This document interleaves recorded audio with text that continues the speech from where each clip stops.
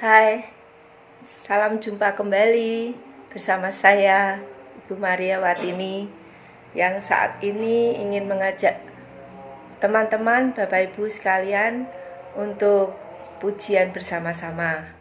Lingkupiku Tuhan, lingkupi kami semua.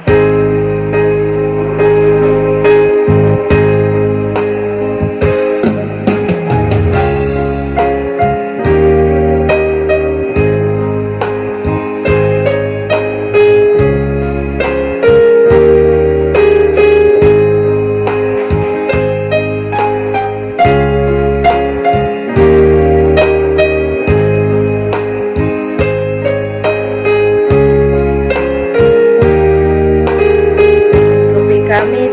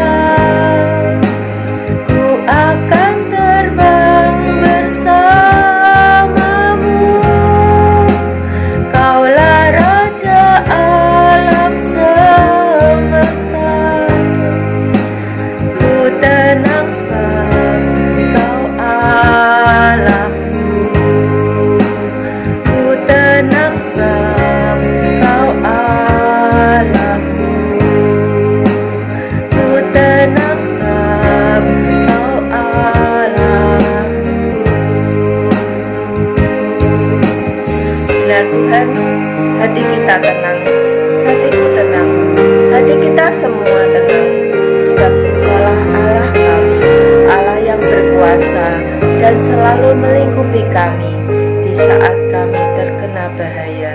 Terima kasih Tuhan, puji syukur kami panjatkan hanya kepadamu, Tuhan Allah kami. Amin. Shalom, berkah dalam. Bapak, Ibu, dan saudara-saudariku yang terkasih, tidak terasa bahwa sudah hampir 5 bulan seluruh dunia ini berada dalam situasi yang sedemikian rupa akibat dari dampak pandemi COVID-19.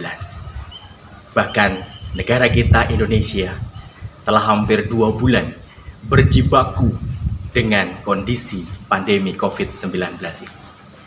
Dan ternyata tidak dapat kita hindari. Kenyataan bisa kita lihat sampai dengan saat ini. Begitu banyak berjatuhan korban sakit maupun meninggal. Dan tidak dapat kita pungkiri serta tidak dapat kita hindari. Ternyata itu juga berdampak pada kondisi perekonomian.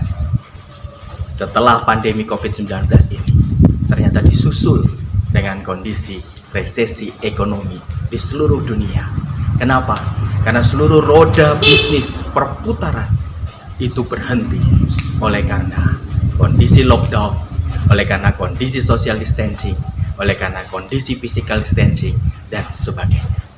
Dan hari-hari ini kita dengar dari berbagai macam berita, dari berbagai macam media, begitu banyak orang-orang yang terdampak juga secara ekonomi, baik itu karena di PHK ataupun karena dirumahkan. Oleh karena kondisi pabrik dan perusahaannya yang terpaksa tutup atau ditutup oleh karena kondisi ekonomi maupun dampak dari pandemi COVID-19 ini. Demikian juga begitu banyak bisnismen, begitu banyak pengusaha yang berada dalam situasi yang sangat sulit oleh karena produksi yang terpaksa berhenti maupun perdagangan, jual beli produk yang juga menurun drastis. Dan tidak dapat kita pungkiri, itu berdampak juga pada keluarga-keluarga maupun individu-individu. Maka sungguh kita boleh melihat, kita bisa melihat begitu banyak yang mengalami pergumulan, begitu banyak yang mengalami kesulitan, bahkan berada dalam kekhawatiran, ketakutan, dan juga keputusasaan. Maka pada kesempatan kali ini, saya hanya ingin berbagi sedikit dari apa yang Tuhan boleh karuniakan kepada kita semua yang disebut dengan hikmat. Saya mau mengajak Bapak Ibu dan semua saudara-saudari sekalian, marilah kita hadapi situasi-situasi ini dengan sip, sehingga kita pun boleh menjadi pribadi yang sip. Apa itu sip? Yang pertama, S-nya adalah mari kita hadapi dengan sabar dan sederhana. Bapak, Ibu, dan saudaraku yang terkasih, sabar memiliki sebuah kekuatan dan daya yang besar di dalam diri kita. Kemampuan untuk beradaptasi, untuk sabar menjalani hari demi hari secara sederhana, baik sederhana dalam berpikir maupun dalam berperasaan serta bertindak. Demikian juga mungkin harus beradaptasi dan menyesuaikan konsumsi yang harus kita alami dan jalani. Saya biasanya kadang makan 3 kali atau bahkan mungkin ditambah sesekali nongkrong di kafe dan sebagainya. Namun hari-hari ini saya belajar beradaptasi dengan makan cukup 2 kali tanpa nongkrong di kafe sama sekali. Jadi kita hadapi ini dengan sabar dan sederhana. Lalu yang kedua adalah ikhlas. Ikhlas ini juga sebuah sikap yang begitu penuh dengan daya. Ikhlas terhadap kehilangan yang terpaksa kita alami, maupun ikhlas melepaskan apa yang selama ini mungkin kita pegang, apa yang selama ini kita nikmati, apa yang selama ini kita alami dengan kenyamanan kita, oleh karena terpenuhinya segala sesuatu yang kita butuhkan. Ikhlas adalah sebuah perasaan yang begitu dalam dari dalam diri kita sendiri untuk kemudian menerima kenyataan, namun bukan untuk pasif, tapi percaya bahwa ini semua bukan akhir dari segalanya, dan ini semua pasti hanya dalam waktu yang tidak lama, karena akan ada hari yang baru, ada rahmat yang baru, penyelenggaran ilahi tetap boleh bekerja di tengah-tengah kita. Lalu yang terakhir adalah P, yaitu positif. Pribadi-pribadi yang positif itu tidak akan tenggelam dalam situasi-situasi yang negatif. Ia tidak akan tenggelam dalam keputusasaan, dalam kekhawatiran, kecemasan, dan ketakutannya. Tetapi ia selalu berusaha berpikir positif dan melihat jauh ke depan bahwa segala sesuatu itu ada masanya dan segala sesuatu pasti indah pada waktunya.